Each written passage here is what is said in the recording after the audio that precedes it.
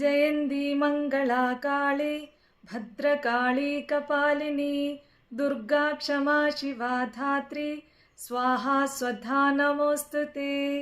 ഓം ശ്രീ മാത്രേ നമഃ. ഇന്ന് സ്വർണ്ണഗൗരി വ്രതമാണ്.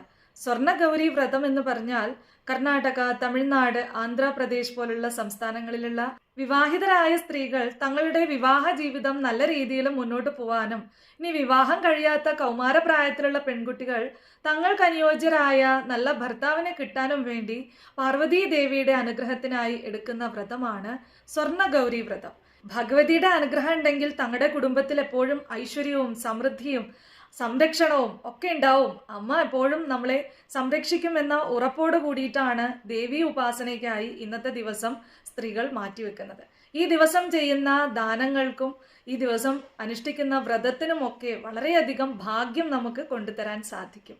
വ്രതം അനുഷ്ഠിക്കാൻ സാധിക്കാത്തവരാണെങ്കിൽ കൂടി ദേവിയെ മനസ്സറിഞ്ഞ് പ്രാർത്ഥിക്കുകയും ഇന്നത്തെ ദിവസം എന്തെങ്കിലുമൊക്കെ ദാനം ചെയ്യാൻ സാധിക്കുമെങ്കിൽ അതൊക്കെ ചെയ്യുന്നതും നിങ്ങളുടെ ജീവിതത്തിലെ ദൗർഭാഗ്യത്തെ നീക്കുന്നതാണ്.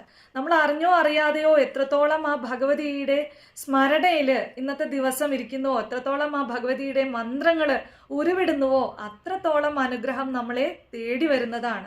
നമ്മുടെ ഒക്കെ ജീവിതത്തിലെ ദൗർഭാഗ്യങ്ങളെ നീക്കി ആ ദേവി മഹാമായ സർവേശ്വരി പൊന്നു തമ്പുരാട്ടി സർവ്വ സൗഭാഗ്യങ്ങളും നൽകി നമ്മളെ ഒക്കെ അനുഗ്രഹിക്കട്ടെ എന്ന് പ്രാർത്ഥിക്കണു. സർവം ശ്രീ ജഗദംബാർപ്പണമസ്തു. ജയ ശ്രീ രാധേ രാധേ.